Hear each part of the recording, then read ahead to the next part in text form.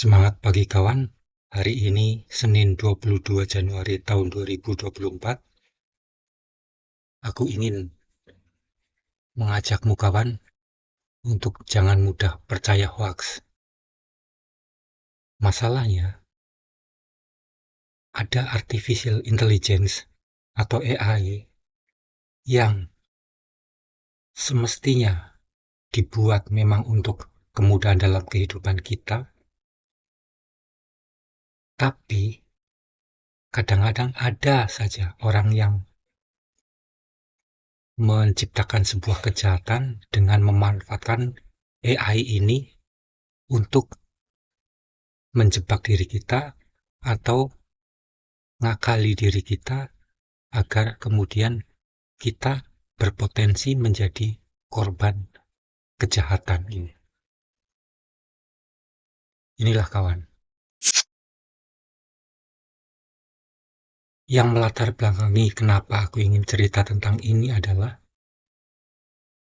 aku sempat membaca siaran pers dari Kominfo tertanggal Jumat 12 Januari tahun 2024. Satu hal yang membuat aku sedih adalah alinea pertama ini. Mengutip hasil penelitian The Safer Internet Lab atau SAIL tahun 2023, Menteri Budi Ari menyatakan lebih sebanyak 42% masyarakat Indonesia masih percaya disinformasi seputar pemilu.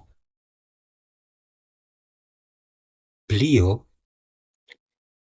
menyampaikan begini, jadi bayangkan masih ada 42% masyarakat yang percaya, padahal itu hoax atau disinformasi. Jelasnya dalam acara diskusi Demi Indonesia Cerdas Memilih di Kota Batam, Provinsi Kepulauan Riau pada Jumat 12 Januari tahun 2024. Nah, dari siaran pers ini, aku bertanya pada diriku sendiri, apakah diriku juga termasuk bagian dari 42% masyarakat Indonesia yang masih percaya disinformasi seputar pemilu ini? Ya, aku punya potensi, sepertinya arahnya ke sana. Aku bagian dari 42% itu.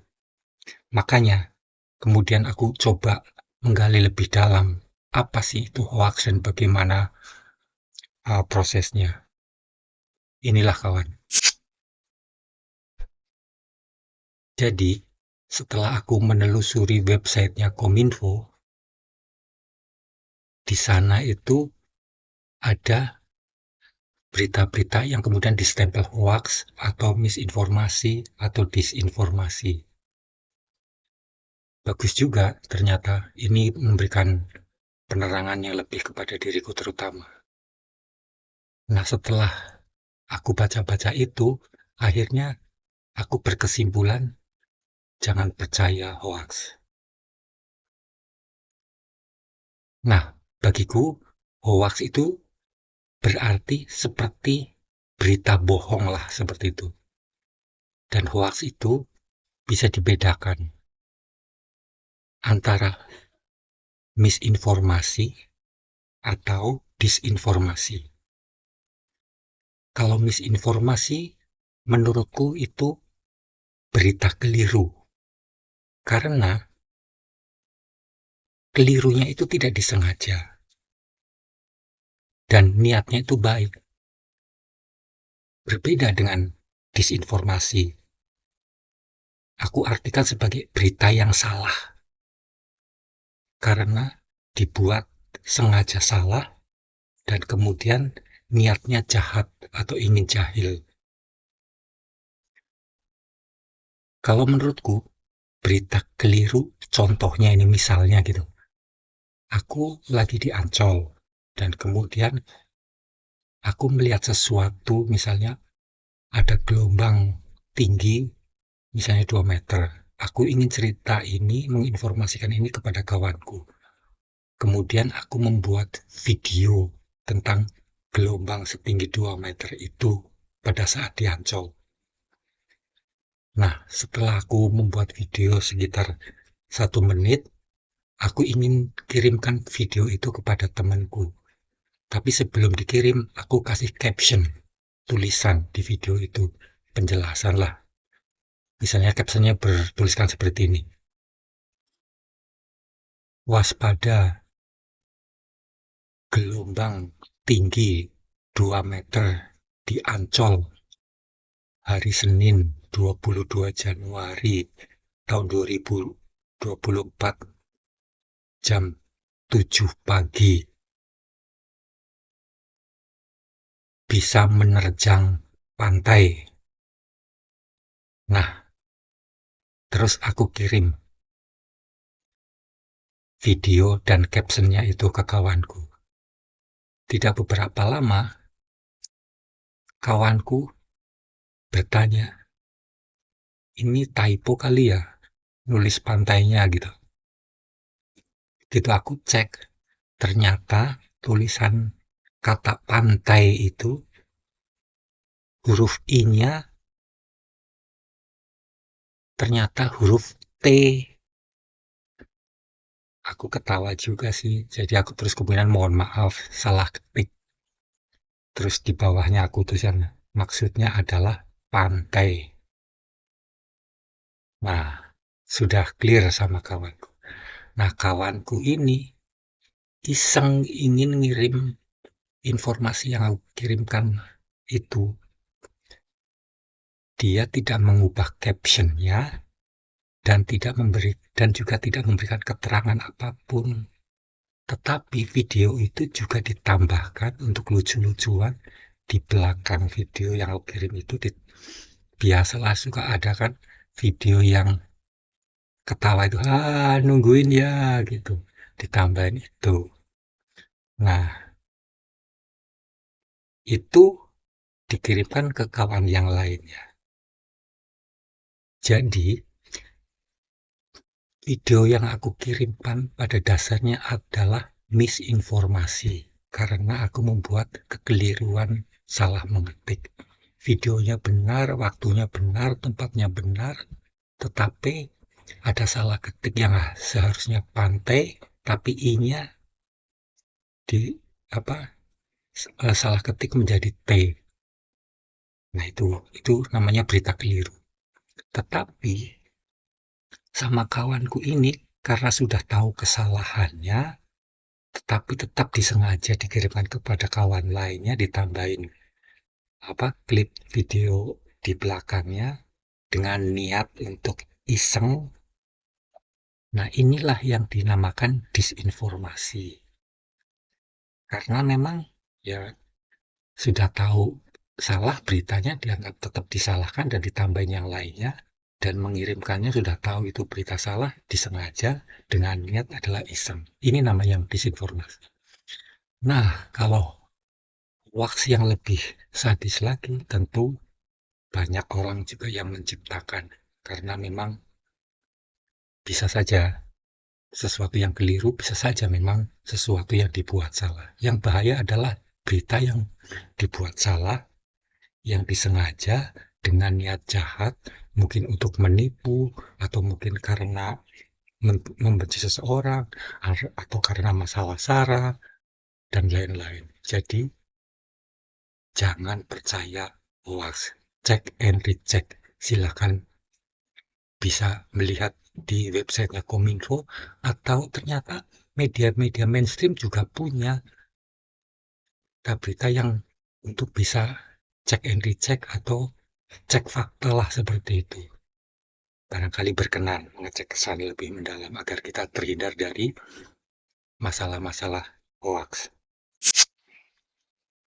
Nah, ini kawan, sekarang situasi menjelang pemilu 14 Februari tahun 2024, ternyata juga setelah aku dalami lebih lanjut, ada sebuah teknik propaganda, namanya Firehose of Falsehood, atau di sini kalau lihat di Wikipedia, aku cek di websitenya itu atas ada linknya, disebutkan versi bahasa Indonesia Firehose kepalsuan.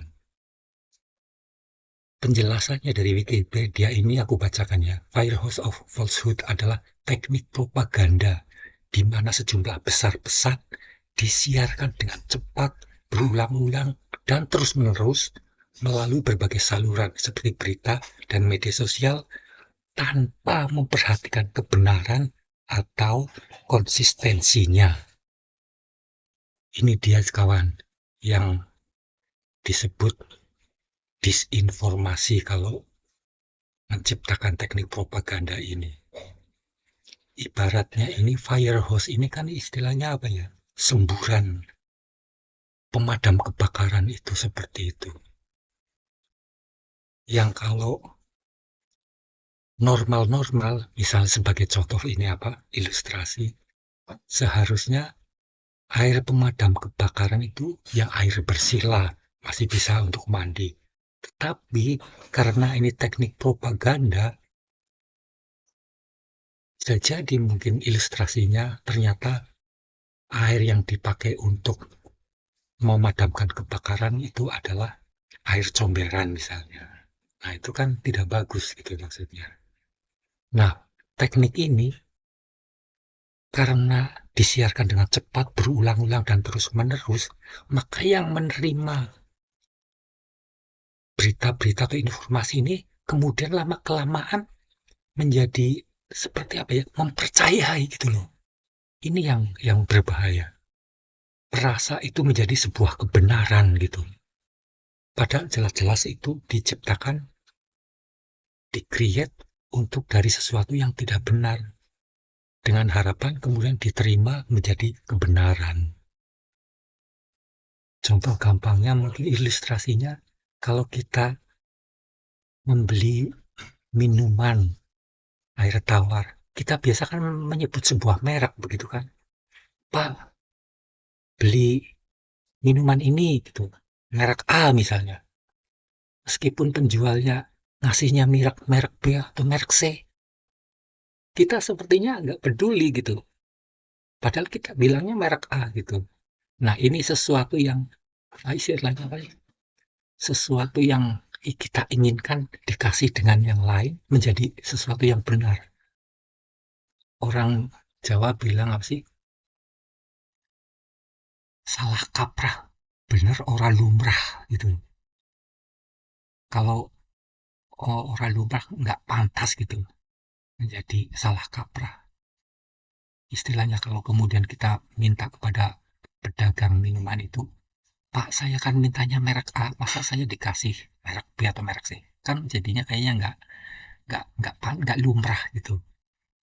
Dan faktanya kita meskipun mintanya merek A, kita mungkin kalau dikasih merek B atau merek C, ya setuju-setuju saja. Itulah yang mungkin ilustrasi sebagai firehouse of falsehood yang disiarkan dengan cepat berulang dan terus-menerus melalui berbagai saluran berita dan media sosial. Kondisi ini meskipun sulit untuk dilawan, kata Jerman Marshall van der Rijn dan ahli strategi militer telah menjelaskan teknik-teknik untuk menanggapi serangan kebohongan yang umumnya melibatkan pencegahan dengan informasi yang baik secara strategis, mengurangi atau menghapus informasi yang salah dan mengajarkan literasi digital. Nah, ini juga sepertinya mengajarkan kepada diriku tentang literasi digital. Semoga dirimu juga, kawan, sebagai bagian dari proses literasi digital.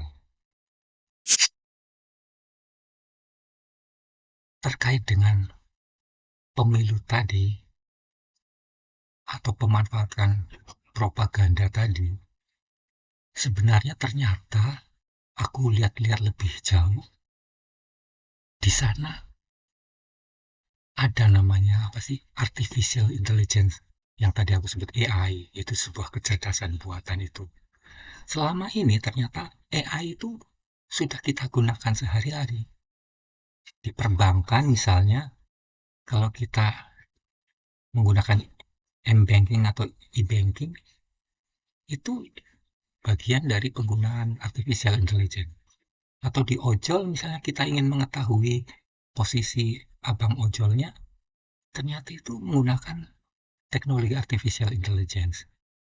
Di marketplace, misalnya kita ingin belanja secara online, ternyata mesin mereka atau teknologi mereka juga menggunakan artificial intelligence. Dan banyak lagi artificial intelligence dimanfaatkan dalam kehidupan kita sehari-hari ternyata. Tetapi kita mungkin kurang paham saja. Nah, ada juga artificial intelligence ini berupa aplikasi, misalnya voice to text. Misalnya kita lagi rapat, tidak perlu notulen, cukup kita merekam saja. Hasil rekamannya itu kemudian bisa dimasukkan dalam sebuah aplikasi dan kemudian dari sanalah akan dihasilkan teks sesuai apa yang diucapkan. Tapi memang harus merapihkan setelah itu ya. Ada juga aplikasi text to voice, artinya dari tulisan menjadi suara seseorang. Bisa suara laki-laki, bisa suara perempuan, bisa suara masih remaja, suara dewasa, mungkin suara orang tua juga bisa. Nah, aplikasi ini multibahasa, artinya bisa menggunakan bahasa Indonesia dan juga ada yang sifatnya audiovisual, seperti mungkin aplikasi voice to voice. Karena voice, misalnya suaraku kemudian ingin dirubah menjadi suara mungkin remaja atau dirubah menjadi orang dewasa atau orang tua, dan kemudian mungkin suaraku yang laki-laki bisa dirubah menjadi suara perempuan, juga bisa ternyata menggunakan aplikasi ini. Nah, sebenarnya aplikasi ini kan bisa buat hiburan, bisa sangat mendukung untuk kepentingan pendidikan, atau untuk mengerjakan tugas-tugas kita mempermudah seperti itu.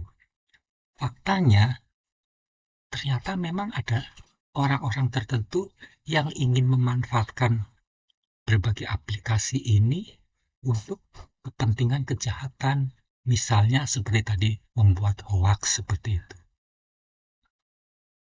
Dan ada lagi aplikasi lainnya, namanya deepfake. Sudah deepfake lagi. Ngeri-ngeri sedap kan kawan. Istilahnya, ilustrasinya, kita ingin membuat sumur bor, sudah ngebor 50 meter, airnya nggak keluar-keluar. Itu deepfake ini misalnya, salah satunya contoh, kalau kita ingin membuat sesuatu video misalnya, pakai suaraku atau pakai suara orang lain, kemudian diubah dengan bahasa lain, atau kemudian diubah dengan suara tokoh atau suara artis, atau juga sesuatu yang dari teks, dari tulisan diubah menjadi suara melalui aplikasi deepfake ini. Suaranya juga bisa diubah ke suara siapapun yang ingin kita contohkan untuk mengucapkan. Padahal aslinya ya orang yang mengucapkan itu di video itu tidak mengatakan seperti itu.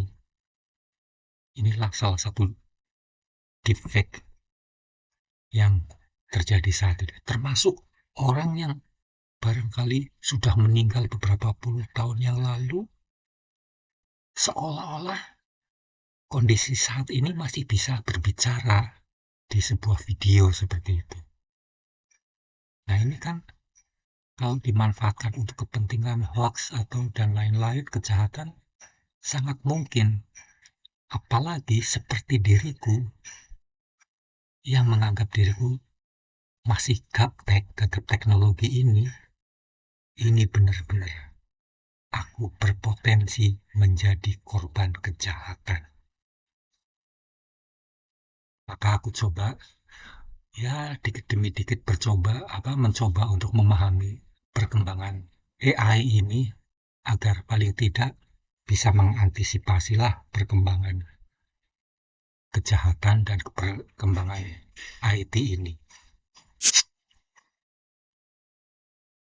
Nah, kemudian aku mencari website lainnya untuk mendapatkan apa sih penyebab yang bisa membedakan berita hoax dengan berita fakta. Ternyata aku mendapatkan website namanya bard.google.com. Nah, di chatnya di sana kita bisa bertanya dengan memencet mix-nya, atau kalau mau mengetik juga bisa. Kemudian ya paling beberapa detik sudah dikasih jawabannya. Jawabannya bisa dibaca atau juga jawabannya bisa dipakai speaker. Kadang-kadang dia lebih sering memberikan 3 alternatif jawaban. Nah, setelah aku tanya, "Hai Bart," seperti itu, dia ngasih jawaban apa yang membedakan berita hoax dengan berita fakta. Yaitu satu, banyaknya informasi yang beredar. Menurutku benar ini. Karena penjelasannya, di era digital ini kita dibanjiri dengan informasi dari berbagai sumber, baik dari media massa, media sosial, maupun dari orang-orang yang di sekitar kita. Informasi yang beredar tersebut tidak semuanya akurat dan dapat dipercaya. Aku meyakini bahwa banyaknya informasi yang beredar ini menyebabkan kita kadang-kadang sulit membedakan mana berita hoax dan mana berita fakta. Yang kedua, kurang literasi digital. Kayaknya aku termasuk di bagian ini juga. Penjelasannya, literasi digital adalah kemampuan untuk memahami, menggunakan, dan mengevaluasi informasi yang diperoleh melalui media digital. Masyarakat yang kurang literasi digital akan lebih sulit untuk membedakan informasi yang benar dan informasi yang palsu. Kenapa aku bilang aku termasuk orang yang kurang literasi digital di sini? Karena sepertinya aku hanya di sini hanya mampu saja, tetapi untuk memahami dan menggunakan serta mengevaluasi informasi agak jarang ya. Istilahnya, kalau aku menerima gambar atau video yang kurang jelas, aku cenderung tidak melanjutkan, tidak mengirimkan lagi, bikin dia share lagi lah gitu.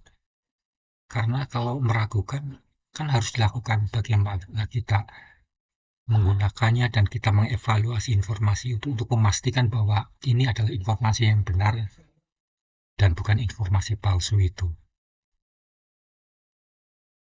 Yang ketiga, kecenderungan untuk percaya informasi sesuai dengan keyakinan. Kayaknya aku juga bagian dari ini. Percaya terhadap informasi sesuai dengan keyakinanku. Penjelasannya di sini, manusia memiliki kecenderungan untuk percaya informasi yang sesuai dengan keyakinannya. Hal ini untuk membuat masyarakat lebih mudah untuk menerima berita hoax yang sesuai dengan keyakinannya. Wah, ini lagi zaman persiapan mau pemilu, kayaknya seseorang yang sudah benar fanatik dengan seseorang pilihannya,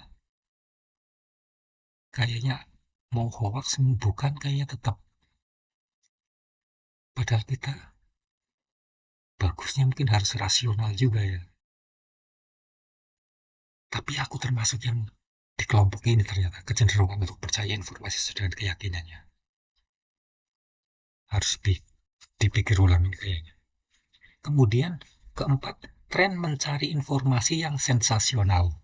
Wah, aku juga termasuk di bagian ini nih sepertinya.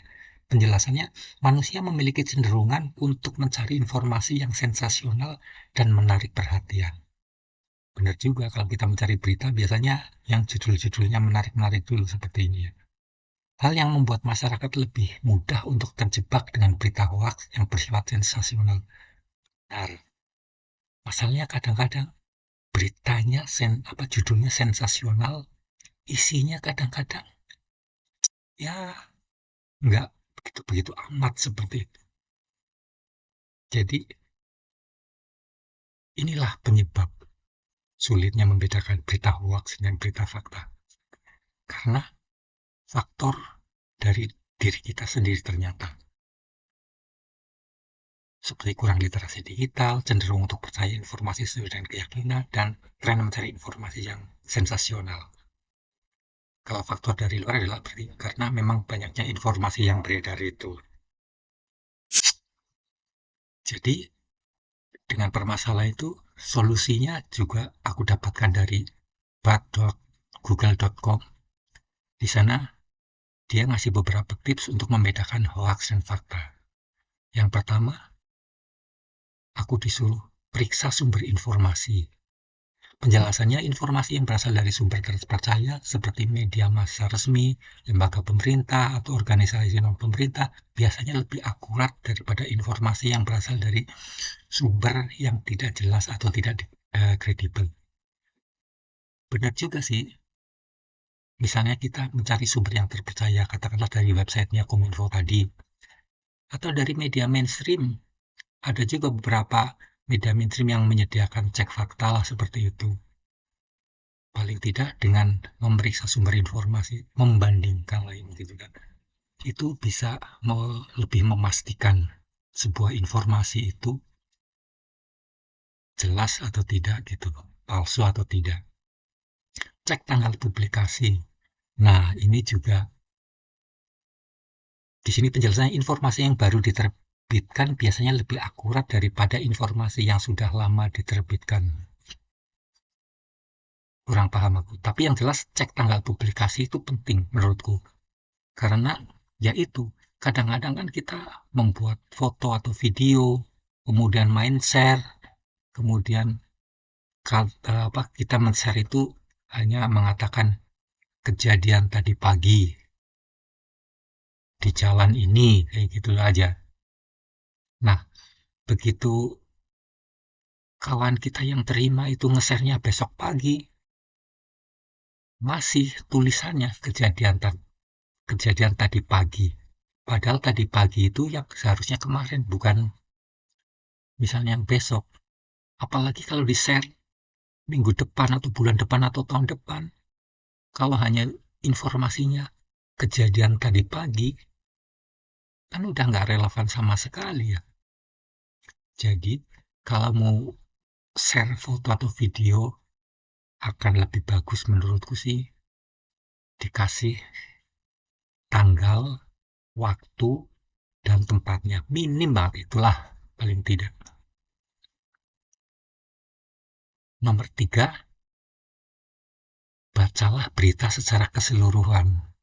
Jangan hanya membaca judul atau bagian awal berita saja.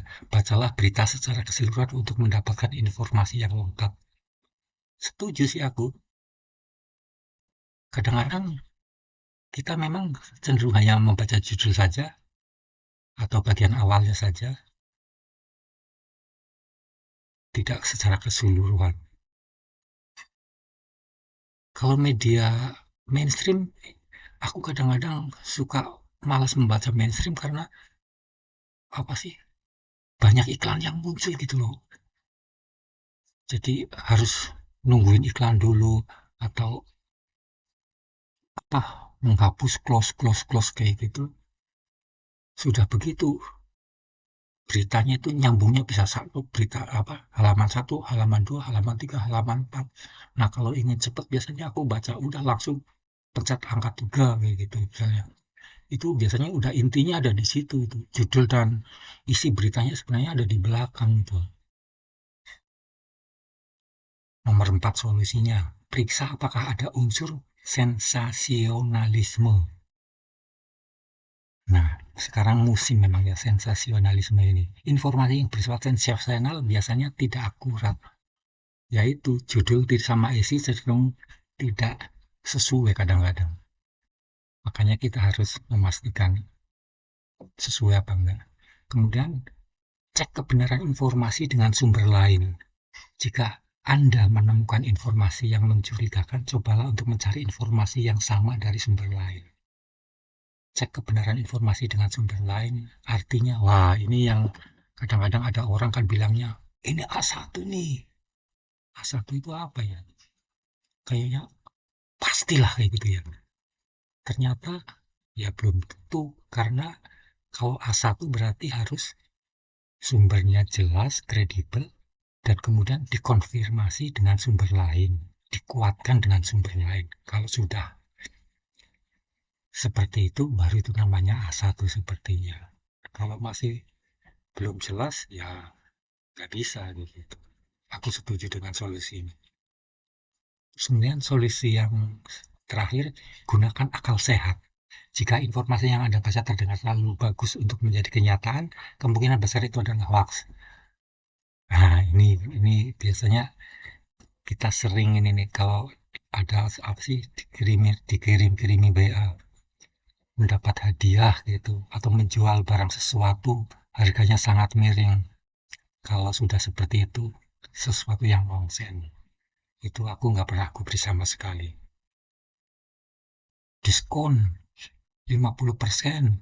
Harga normalnya biasanya 100.000, ini dijual hanya 25.000 atau 50.000. Udah nggak usah dipercaya. Aku nggak akan menggubris seperti itu. Ini adalah bagian diriku pada saat aku mengantisipasi sebuah penipuan atau jebakan lah seperti itu.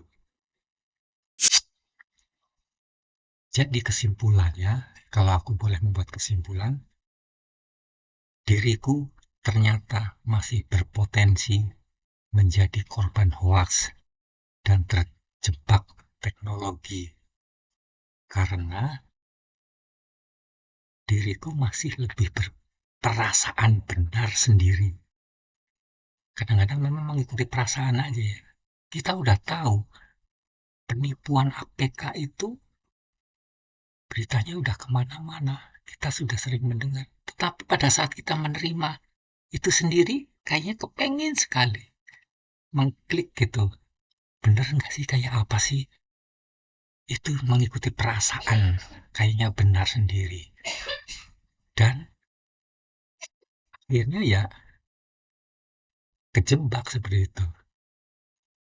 Masalahnya kita tanpa memperhatikan atau mendasari keseluruhan faktanya.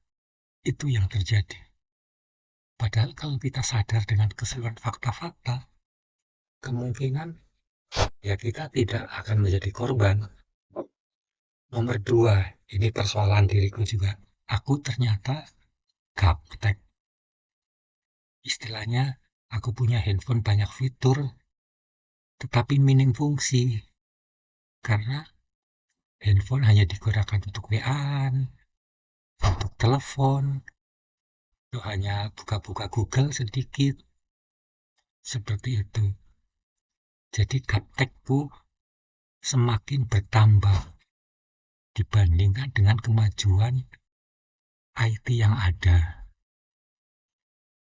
Dengan demikian, aku masih seorang bila dibandingkan dengan penyebaran hoax terjadi, aku adalah bagian dari 42% yang percaya hoax. Sedih juga ya. Berarti aku harus ya paling tidak mengikuti perkembangan IT. Semoga bisa ya kawan. Itu saja kawan. Kiranya dirimu berkenan, aku mohon koreksinya ya, karena koreksi akan sangat bermanfaat bagi diriku. Kritik dan saran yang membangun tentu sangat bagus untuk diriku dan untuk yang lain-lainnya. Terima kasih, sukses selalu untuk dirimu kawan.